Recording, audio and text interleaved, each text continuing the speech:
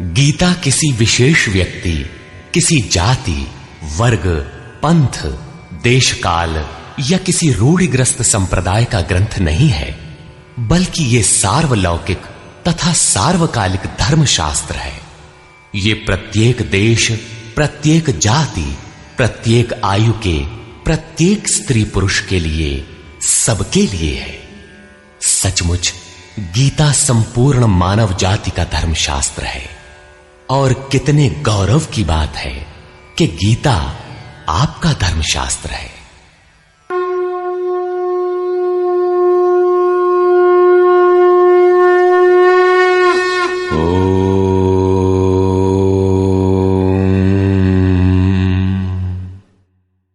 श्री परमात्मने नमः। यथार्थ गीता, श्रीमद् भगवत गीता, अथ चतुर्थोऽध्याय।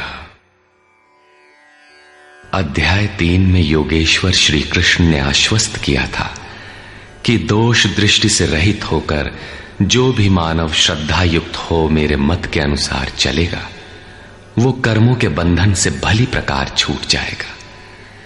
कर्म बंधन से मुक्ति दिलाने की क्षमता योग, ज्ञान योग या कर्म योग दोनों में है। योग में ही युद्ध संचार निहित है।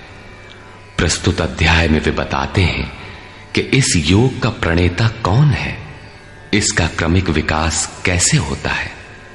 श्री भगवान वाच।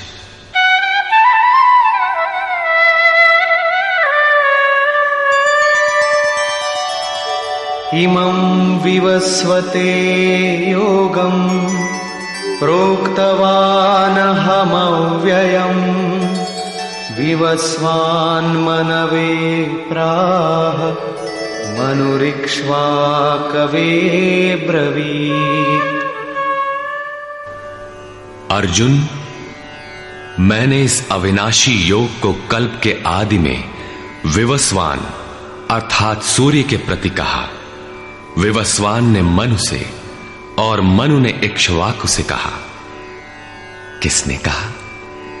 मैंने। श्री कृष्ण कौन थे? एक योगी, तत्व स्थित महापुरुष ही इस अविनाशी योग को कल्प के आरंभ में अर्थात भजन के आरंभ में विवस्वान अर्थात जो विवश हैं ऐसे प्राणियों से कहता है, सुरा में संचार कर देता है। यहां सूर्य एक प्रतीक है, क्योंकि सुरा में ही वो परम प्रकाश स्वरूप है और वहीं उसके पाने का विधान है। वास्तविक प्रकाशदाता अर्थात सूर्य वहीं है। ये योग अविनाशी है। योगेश्वर श्री कृष्ण ने कहा था कि इसमें आरंभ का नाश नहीं होता। इस योग का आरंभ भर कर दें तो ये पूर्णत्व दिलाकर ही शांत होता है। शरीर का कल्प औषधियों द्वारा होता है, किंतु आत्मा का भजन से होता है। भजन का आरंभ ही आत्मकल्प का आदि है। ये साधन भजन भी किसी महापुरुष की ही देन है। मोह निशा में अचेत आदिम मानव, जिसमें भजन का कोई संस्कार नहीं है, योग के विषय में जिसने कभी सोचा तक नहीं, ऐसा मनुष्य किसी महापुरुष को देखता है तो उनके दर्शन मात्र से, उनकी वाणी से, टूटी फूटी सेवा और सानिध्य से योग के संस्कार उसमें संचारित हो जाते हैं। गोस्वामी तुलसीदास जी इसी को कहते हैं, जे चितिये प्रभु जिन्ह प्रभु हेरे, ते सब भये परम पद जोगु। योगेश्वर श्री कृष्ण कहते हैं कि ये योग मैंने आरंभ में सूर्य से कहा। चक्षोः सूर्यो अजायत।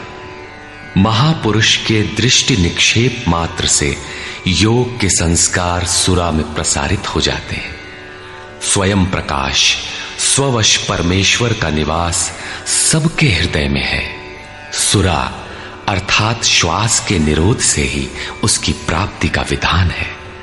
सुरा में संस्कारों का सृजन ही सूर्य के प्रति कहना है। समय आने पर यह संस्कार मन में स्फुरित होगा।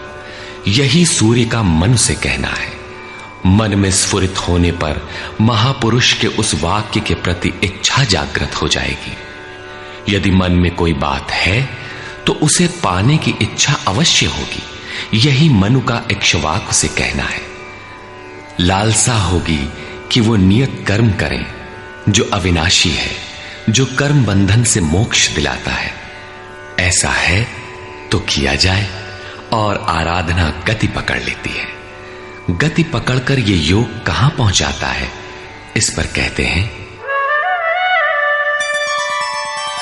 एवं परंपरा प्राप्तम् इमं राजर्षयो विदुः सकाले नेह महता योगो नष्टः परन्तप। इस प्रकार किसी महापुरुष द्वारा संस्कार रहित पुरुषों की सुरा में, सुरा से मन में, मन से इच्छा में और इच्छा तीव्र होकर क्रियात्मक आचरण में ढलकर ये योग क्रमशः उत्थान करते करते राजर्षि श्रेणी तक पहुंच जाता है। उस अवस्था में जाकर विदित होता है। इस स्तर के साधक में रिद्धियों सिद्धियों का संचार होता है। वो योग इस महत्वपूर्ण काल में इसी लोक अर्थात शरीर में प्रायः नष्ट हो जाता है। इस सीमा रेखा को कैसे पार किया जाए? क्या इस विशेष स्थल पर पहुंचकर सभी नष्ट हो जाते हैं? श्री कृष्ण कहते हैं, नहीं, जो मेरा आश्रित है, मेरा प्रिय भक्त है, अनन्य सखा है, वो नष्ट नहीं होता।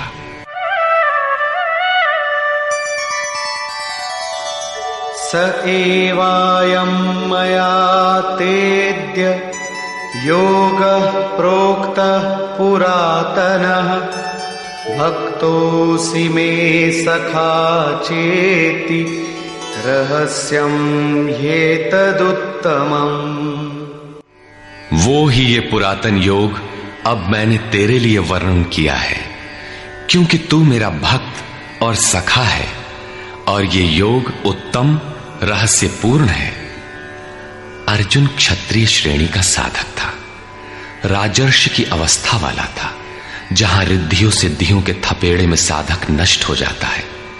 इस काल में भी योग कल्याण की मुद्रा में ही है, किंतु प्रायः साधक यहां पहुंचकर लड़खड़ा जाते हैं। ऐसा अविनाशी किंतु रहस्यमय योग श्री कृष्ण ने अर्जुन से कहा, क्योंकि नष्ट होने की अवस्था में अर्जुन था ही। क्यों कहा? इसलिए कि तू मेरा भक्त है, अनन्य भाव से मेरे आश्रित है, प्रिय है, सखा है।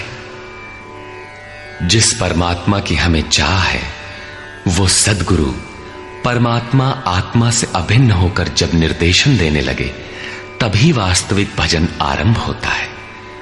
यहां प्रेरक की अवस्था में परमात्मा और सद्गुरु एक दूसरे के पर्याय हैं। जिस सतह पर हम खड़े हैं, उसी स्तर पर जब स्वयं प्रभु हृदय में उतर आए, रोकथाम करने लगे, डगमगाने पर संभालें, तभी मन वश में हो पाता है। मन बस होई तबही जब प्रेरक प्रभु बरजे। जब तक इष्ट देव रथी होकर, आत्मा से अभिन्न होकर प्रेरक के रूप में खड़े नहीं हो जाते, तब तक सही मात्रा में इस पथ में प्रवेश ही नहीं होता। वो साधक प्रत्याशी अवश्य है, लेकिन भजन उसके पास कहां? पूज्य गुरुदेव भगवान कहा करते थे, हो हम कई बार नष्ट होते होते बच गए, भगवान ने ही बचा लिया। भगवान ने ऐसे समझाया, ये कहा। हमने पूछा, महाराज जी, क्या भगवान भी बोलते हैं, बातचीत करते हैं? बोले, हां, हो, भगवान ऐसे बतियावत हैं जैसे हम तुम बतियाई, घंटों बतियाई और क्रम न टूटे। हमें उदासी हुई और आश्चर्य भी कि भगवान कैसे बोलते होंगे, ये तो बड़ी नई बात है। कुछ देर बाद महाराज जी बोले, काहे घबराता है, तो हूं से बतियाई हैं। अक्षरशः सत्य था उनका कथन, और यही सख्य भाव है। सखा की तरह वे निराकरण करते रहें, तभी इस नष्ट होने वाली स्थिति से साधक पार हो पाता है। अभी तक योगेश्वर श्री कृष्ण ने किसी महापुरुष द्वारा योग के आरंभ, इसमें आने वाले व्यवधान, उससे पार पाने का रास्ता बताया। इस पर अर्जुन ने प्रश्न किया। अर्जुन उवाच,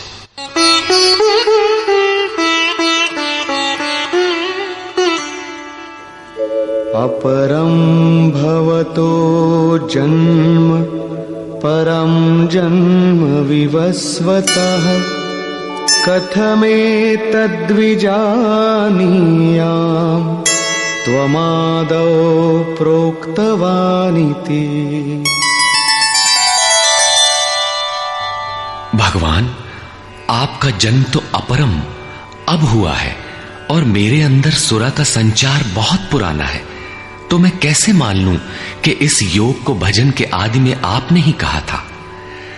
इस पर योगेश्वर श्री कृष्ण महाराज बोले। श्री भगवान वाच,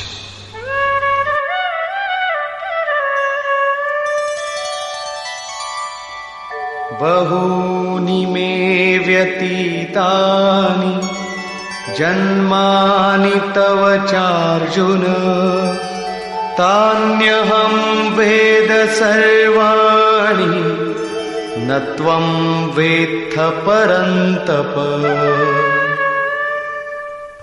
अर्जुन, मेरे और तेरे बहुत से जन्म हो चुके हैं। हे परम तप, उन सबको तू नहीं जानता, किंतु मैं जानता हूं। साधक नहीं जानता, स्वरूपस्थ महापुरुष जानता है, अव्यक्त की स्थिति वाला जानता है। क्या आप सबकी तरह पैदा होते हैं? श्री कृष्ण कहते हैं, नहीं, स्वरूप की प्राप्ति शरीर प्राप्ति से भिन्न है। मेरा जन्म इन आंखों से नहीं देखा जा सकता। मैं अजन्मा, अव्यक्त, शाश्वत होते हुए भी शरीर के आधार वाला हूं। अवधू जीवत में कर आशा, मुए मुक्ति गुरु कहे स्वार्थी, झूठा दे विश्वासा। शरीर के रहते ही उस परम तत्व में प्रवेश पाया जाता है। लेश मात्र भी कमी है तो जन्म लेना पड़ता है। अभी तक अर्जुन श्री कृष्ण को अपने समान देहधारी समझता है। वो अंतरंग प्रश्न रखता है, क्या आपका जन्म वैसा ही है जैसा सबका है? क्या आप भी शरीरों की तरह पैदा होते हैं? श्री कृष्ण कहते हैं, अजोऽपि सन्नव्ययात्मा भूतानामीश्वरोऽपि सन् प्रकृतिं स्वामधिष्ठाय संभवाम्यात्ममायया। मैं विनाश रहित, पुनः जन्म रहित और समस्त प्राणियों के स्वर में संचारित होने पर भी अपनी प्रकृति को अधीन करके आत्म माया से प्रकट होता हूं। एक माया तो अविद्या है, जो प्रकृति में ही विश्वास दिलाती है, नीच एवं अधम योनियों का कारण बनती है। दूसरी माया है आत्म माया, जो आत्मा में प्रवेश दिलाती है, स्वरूप के जन्म का कारण बनती है। इसी को योग माया भी कहते हैं, जिससे हम विलग हैं। उस शाश्वत स्वरूप से ये जोड़ती है, मिलन कराती है। उस आत्मिक प्रक्रिया द्वारा मैं अपनी त्रिगुणमयी प्रकृति को अधीन करके ही प्रकट होता हूं। प्रायः लोग कहते हैं कि भगवान का अवतार होगा तो दर्शन कर लेंगे। श्री कृष्ण कहते हैं कि ऐसा कुछ नहीं होता कि कोई दूसरा देख सके। स्वरूप का जन्म पिंड रूप में नहीं होता। श्री कृष्ण कहते हैं, योग साधना द्वारा, आत्म माया द्वारा अपनी त्रिगुणमयी प्रकृति को स्ववश करके मैं क्रमशः प्रकट होता हूं। लेकिन किन परिस्थितियों में? यदा यदा हि धर्मस्य ग्लानिर्भवति भारत अभ्युत्थानमधर्मस्य तदात्मानं सृजाम्यहम्।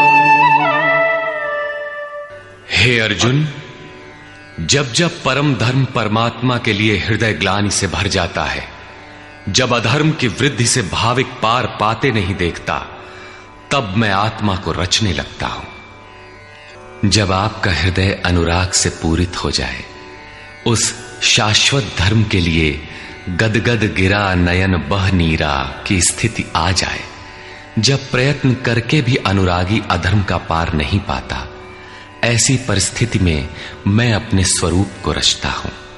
अर्थात भगवान का आविर्भाव केवल अनुरागी के लिए है और यह अवतार किसी भाग्यवान साधक के अंतराल में होता है। आप प्रकट होकर करते क्या हैं? परित्राणाय साधूनां विनाशाय च दुष्कृतां धर्म संस्थापनार्थाय संभवामि युगे युगे।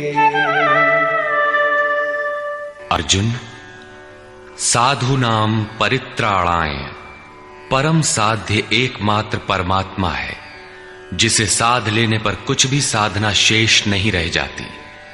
उस साध्य में प्रवेश दिलाने वाले विवेक, वैराग्य, शम दम इत्यादि दैवी संपद को निर्विघ्न प्रवाहित करने के लिए तथा दुष्कृताम, जिससे दूषित कार्य रूप लेते हैं, उन काम क्रोध राग द्वेषादि विजातीय प्रवृत्तियों को समूल नष्ट करने के लिए तथा धर्म को भली प्रकार स्थिर करने के लिए मैं युग युग में प्रकट होता हूं।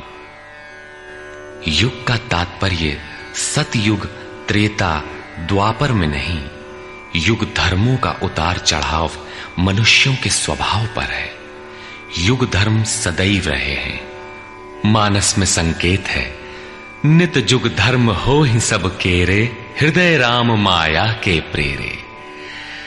युग धर्म सभी के हृदय में नित्य होते रहते हैं। अविद्या से नहीं बल्कि विद्या से, राम माया की प्रेरणा से हृदय में होते हैं, जिसे प्रस्तुत श्लोक में आत्म माया कहा गया है। वही है राम माया। हृदय में राम की स्थिति दिला देने वाली, राम से प्रेरित है वो विद्या। कैसे समझा जाए कि अब कौन सा युग कार्य कर रहा है? तो शुद्ध सत्व समता विज्ञाना, कृत प्रभाव प्रसन्न मन जाना।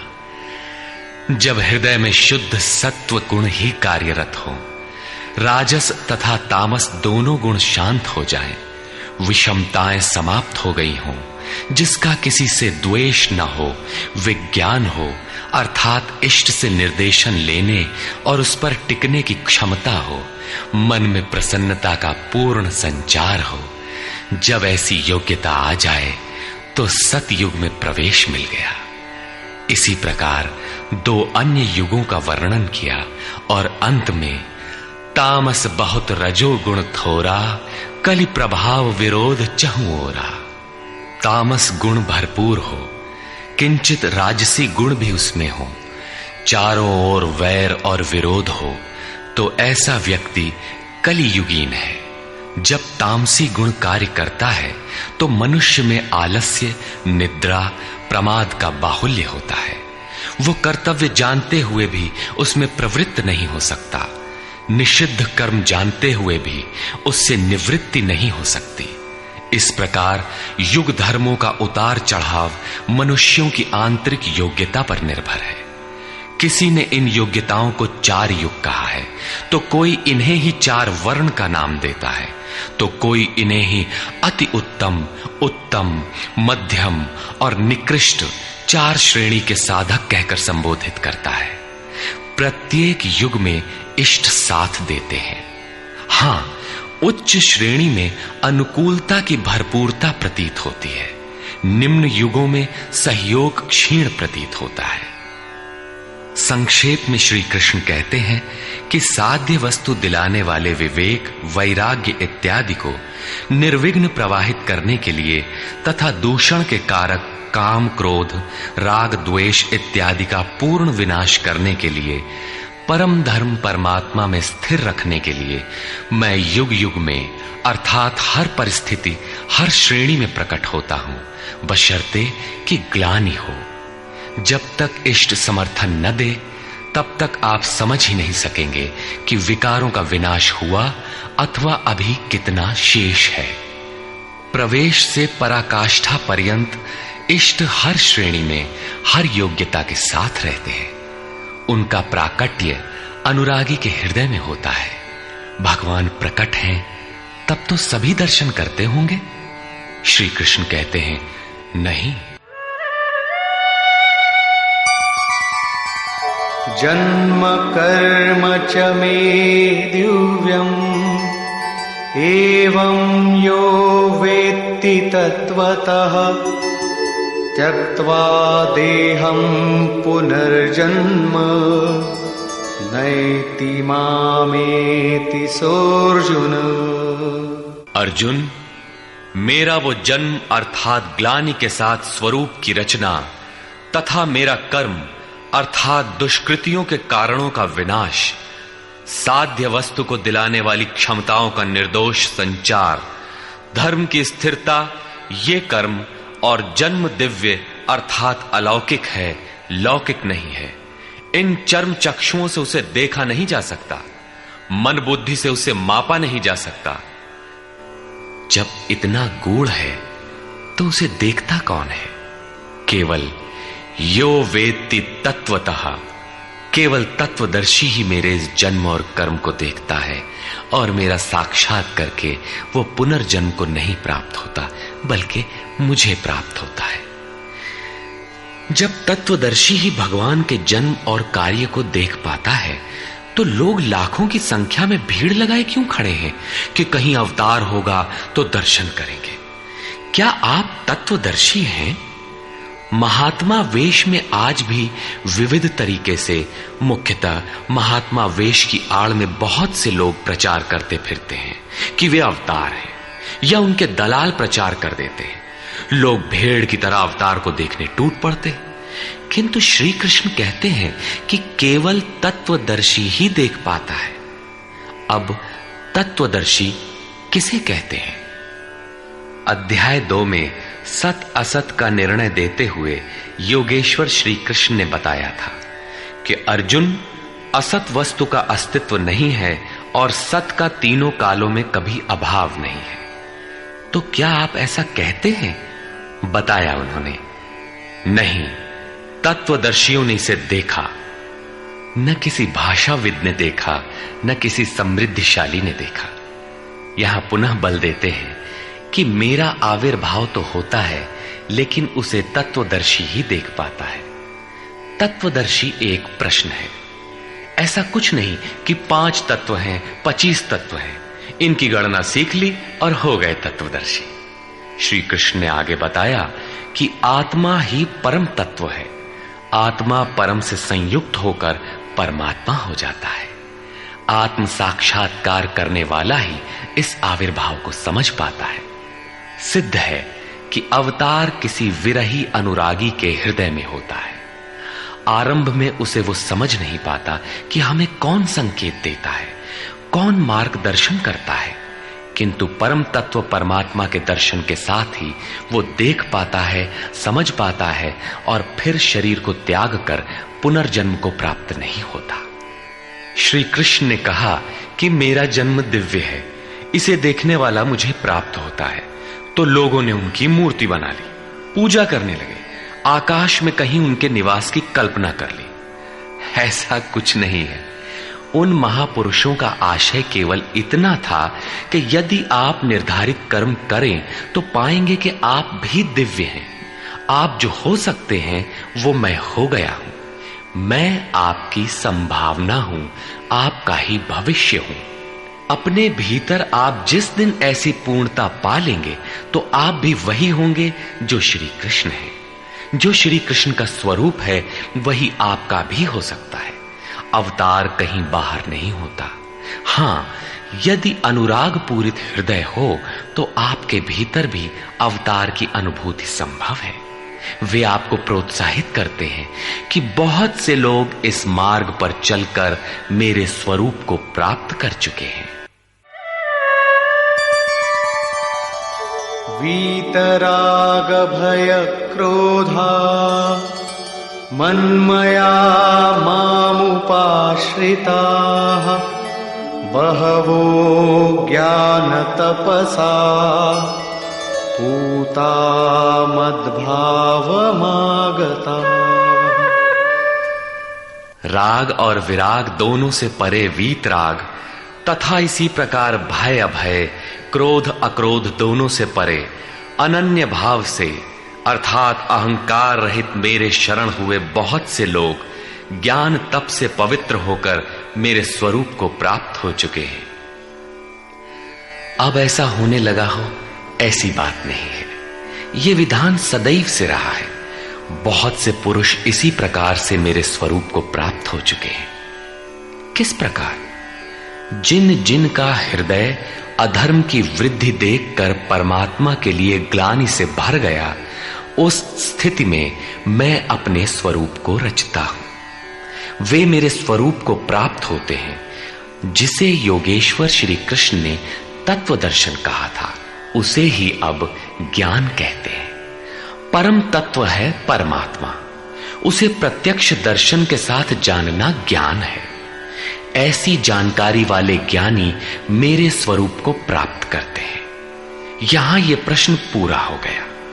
अब वे योग्यता के आधार पर भजने वालों का श्रेणी विभाजन करते हैं। ये यथा मां प्रपद्यन्ते तांस्तथैव भजाम्यहम् मम वर्त्मानुवर्तन्ते मनुष्याः पार्थ सर्वशः। पार्थ, जो मुझे जितनी लगन से जैसा भजते हैं, मैं भी उनको वैसा ही भजता हूं, उतनी ही मात्रा में सहयोग देता हूं। साधक की श्रद्धा ही कृपा बनकर उसे मिलती है। इस रहस्य को जानकर सुधीजन संपूर्ण भाव से मेरे मार्ग के अनुसार ही बरतते हैं। जैसा मैं बरतता हूं, जो मुझे प्रिय है वैसा ही आचरण करते हैं। जो मैं कराना चाहता हूं वही करते हैं। भगवान कैसे भजते हैं? वे रथी बनकर खड़े हो जाते हैं, साथ चलने लगते हैं, यही उनका भजना है। दूषित जिनसे पैदा होते हैं, उनका विनाश करने के लिए वे खड़े हो जाते हैं। सत्य में प्रवेश दिलाने वाले सद्गुणों का परित्राण करने के लिए वे खड़े हो जाते हैं। जब तक इष्ट देव हृदय से पूर्णता रथी न हो और हर कदम पर सावधान न करें, तब तक कोई कैसा ही भजनानंदी क्यों न हो, लाख आंख मूंदे, लाख प्रयत्न करे, वो इस प्रकृति के द्वंद्व से पार नहीं हो सकता। वो कैसे समझेगा कि हम कितनी दूरी तय कर चुके, कितना शेष है। इष्ट ही आत्मा से अभिन्न होकर खड़े हो जाते हैं और उसका मार्गदर्शन करते हैं कि तुम यहां पर हो, ऐसे करो, ऐसे चलो। इस प्रकार प्रकृति की खाई पाटते हुए शनैः शनैः आगे बढ़ाते हुए स्वरूप में प्रवेश दिला देंगे। भजन तो साधक को ही करना पड़ता है, किंतु उसके द्वारा इस पथ में जो दूरी तय होती है वो इष्ट की देन है। ऐसा जानकर सभी मनुष्य सर्वतोभावेन मेरा अनुसरण करते हैं। किस प्रकार वे बरतते हैं? कांक्षन्तः कर्मणां सिद्धिं यजन्त इह देवताः क्षिप्रं हि मानुषे लोके सिद्धिर्भवति कर्मजा। वे पुरुष इस मनुष्य शरीर में कर्मों की सिद्धि चाहते हुए देवताओं को पूजते हैं। कर्म कौन सा? श्री कृष्ण ने कहा, अर्जुन तू नियत कर्म कर। नियत कर्म क्या है? यज्ञ की प्रक्रिया ही कर्म है। यज्ञ क्या है? साधना की विधि विशेष, जिसमें श्वास प्रश्वास का हवन, इंद्रियों के बहिर्मुखी प्रवाह को संयमाग्नि में हवन किया जाता है, जिसका परिणाम है परमात्मा।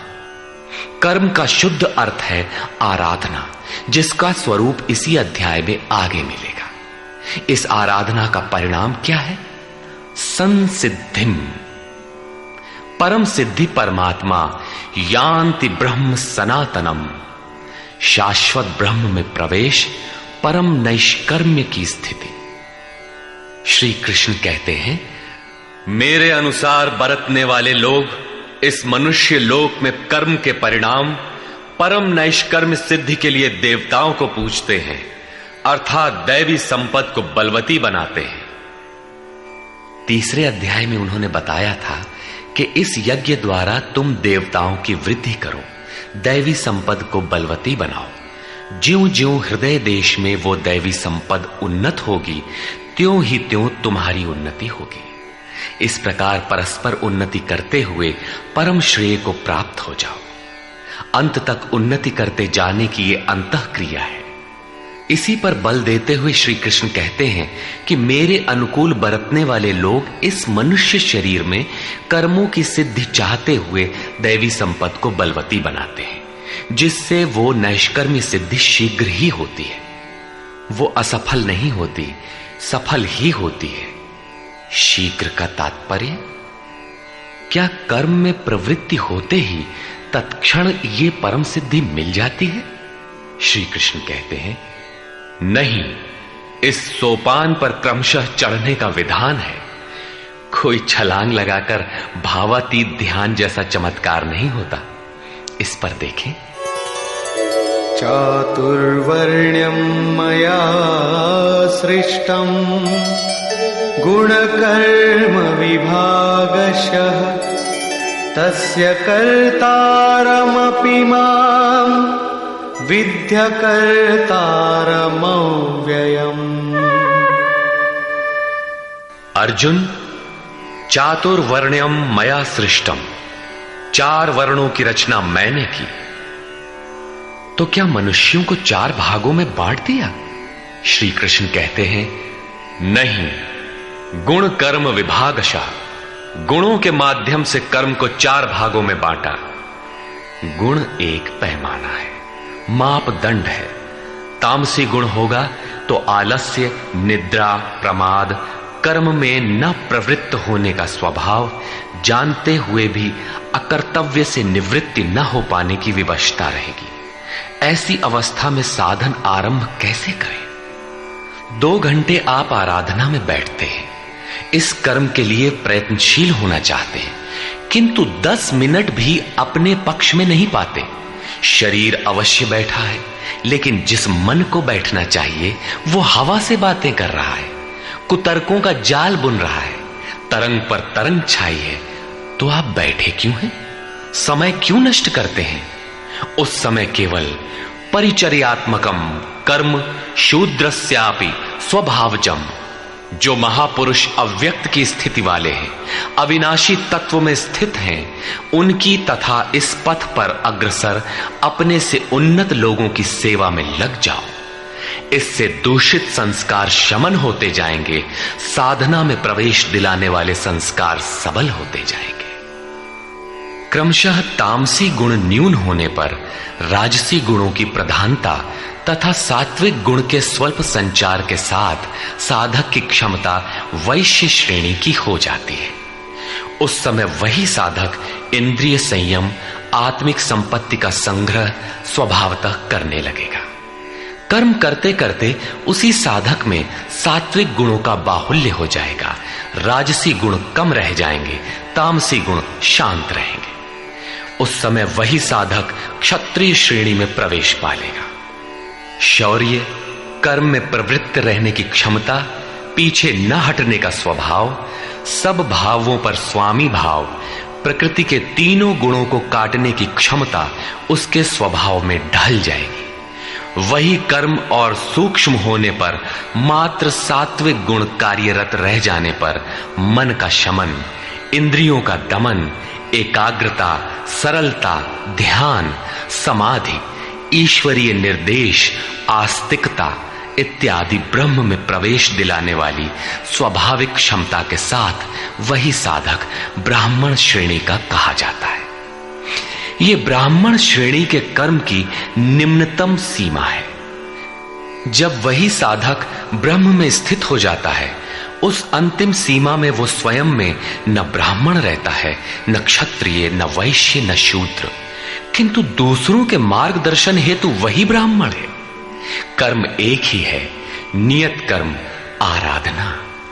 अवस्था भेद से इसी कर्म को ऊंची नीची 4 सीढ़ियों में बांटा। किसने बांटा? किसी योगेश्वर ने बांटा, अव्यक्त स्थिति वाले महापुरुष ने बांटा।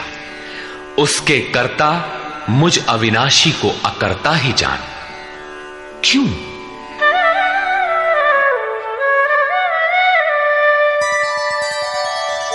न मां कर्माणि लिम्पन्ति न मे कर्मफले स्पृहा इति मां योऽभिजानाति कर्मभिर्न सबध्यते। क्योंकि कर्मों के फल में मेरी स्पृहा नहीं है। कर्मों का फल क्या है?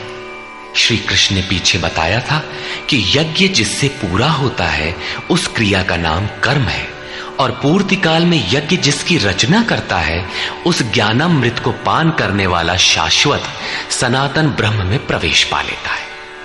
कर्म का परिणाम है परमात्मा। उस परमात्मा की चाह भी अब मुझे नहीं है, क्योंकि वो मुझसे भिन्न नहीं है।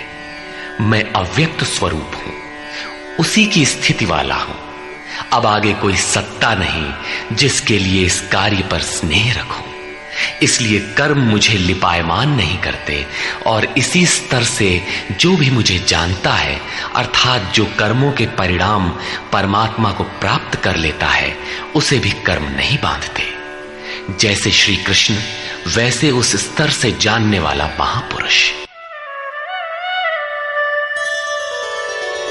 एवं ज्ञात्वा कृतं कर्म पूर्वैरपि मुमुक्षुभिः कुरु कर्मैव तस्मात् त्वं पूर्वैः पूर्वतरं कृतम्। अर्जुन, पहले होने वाले मोक्ष की इच्छा वाले पुरुषों द्वारा भी यही जानकर कर्म किया गया। क्या जानकर? यही कि जब कर्मों का परिणाम परमात्मा भिन्न न रह जाए, कर्मों के परिणाम परमात्मा की स्पृहा न रह जाने पर उस पुरुष को कर्म नहीं बांधते। श्री कृष्ण इसी स्थिति वाले हैं, इसलिए वे कर्म से लिपायमान नहीं होते, और उसी स्तर से हम जान लेंगे तो हमें भी कर्म नहीं बांधेगा। जैसा श्री कृष्ण, ठीक उसी स्तर से जो भी जान लेगा, वैसा ही वो पुरुष भी कर्म बंधन से मुक्त हो जाएगा। अब श्री कृष्ण भगवान, महात्मा, अव्यक्त, योगेश्वर या महायोगेश्वर जो भी रहे हों, वो स्वरूप सबके लिए है। यही समझकर पहले के मुमुक्षु पुरुषों ने, मोक्ष की इच्छा वाले पुरुषों ने कर्म पर कदम रखा।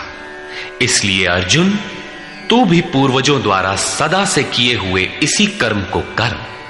यही कल्याण का एकमात्र मार्ग है। अभी तक योगेश्वर श्री कृष्ण ने कर्म करने पर बल दिया, किंतु यह स्पष्ट नहीं किया कि कर्म क्या है। अध्याय 2 में उन्होंने कर्म का नाम मात्र लिया कि अब इसी को तू निष्काम कर्म के विषय में सुन। उसकी विशेषताओं का वर्णन किया कि यह जन्म मरण के महान भय से रक्षा करता है।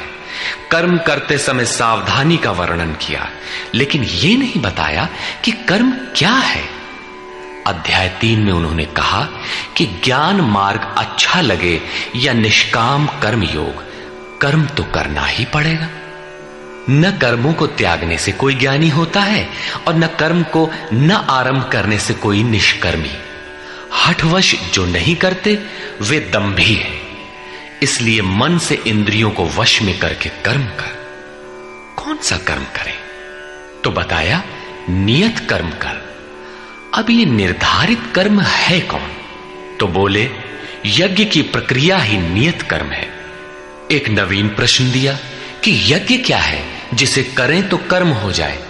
वहां भी यज्ञ की उत्पत्ति बताई, उसकी विशेषताओं का वर्णन किया, किंतु यज्ञ नहीं बताया जिससे कर्म को समझा जा सके। अभी तक ये स्पष्ट नहीं हुआ कि कर्म क्या है। अब कहते हैं कि अर्जुन, कर्म क्या है, अकर्म क्या है, इस विषय में बड़े बड़े विद्वान भी मोहित हैं। उसे भली प्रकार समझ लेना चाहिए।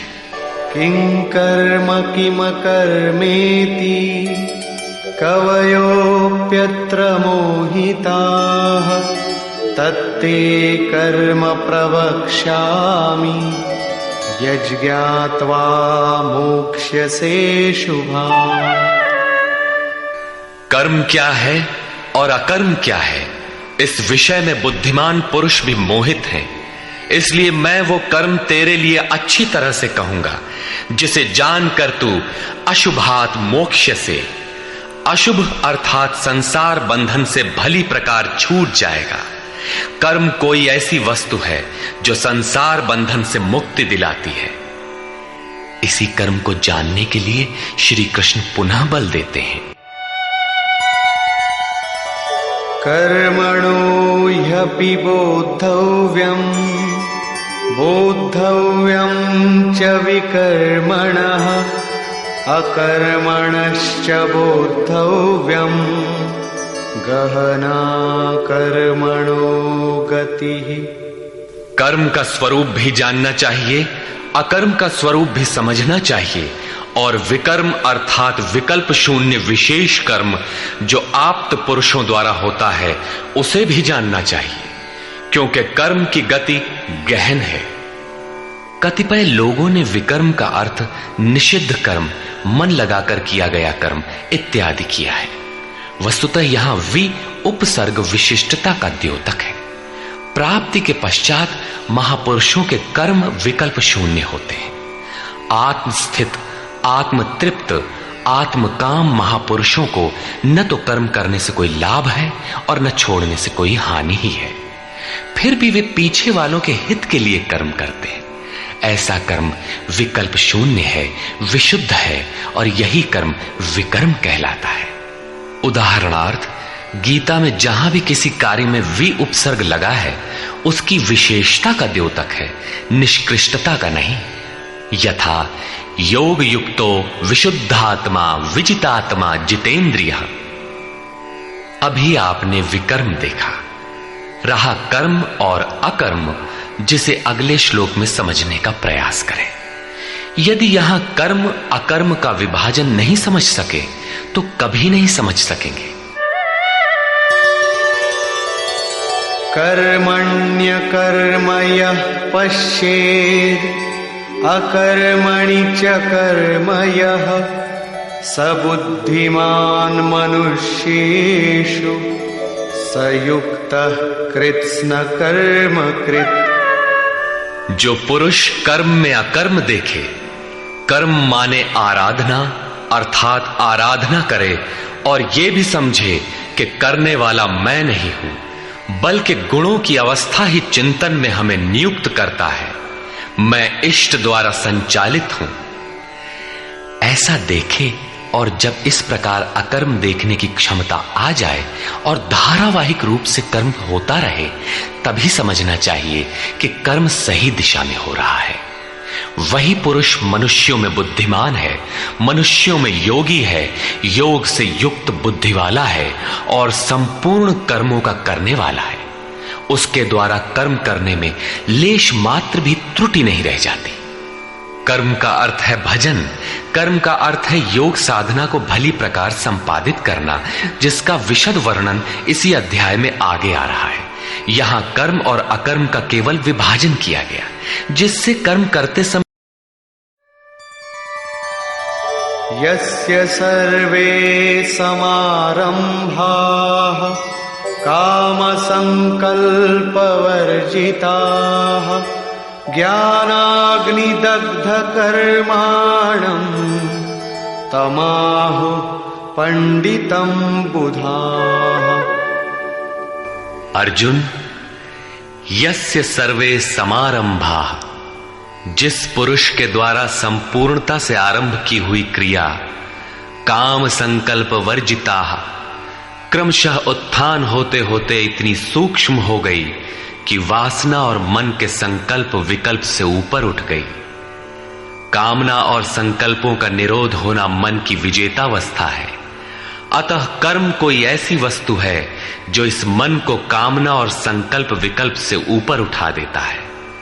उस समय ज्ञानाग्नि दग्ध कर्माणम, अंतिम संकल्प के भी शमन के साथ, जिसे हम नहीं जानते, जिसे जानने के लिए हम इच्छुक थे, उस परमात्मा की प्रत्यक्ष जानकारी हो जाती है।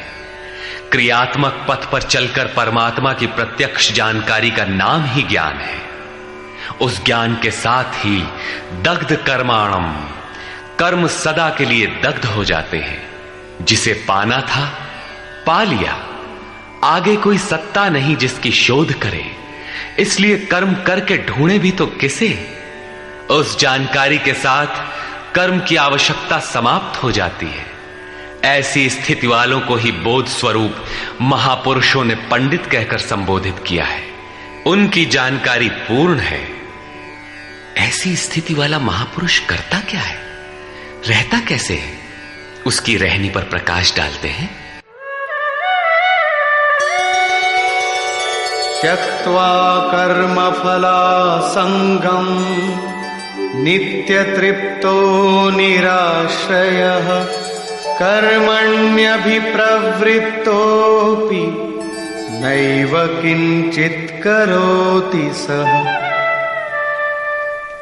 अर्जुन, वह पुरुष सांसारिक आश्रय से रहित होकर नित्य वस्तु परमात्मा में ही तृप्त रहकर कर्मों के फल परमात्मा की आसक्ति को भी त्याग कर कर्म में अच्छी प्रकार बरतता हुआ भी कुछ नहीं करता।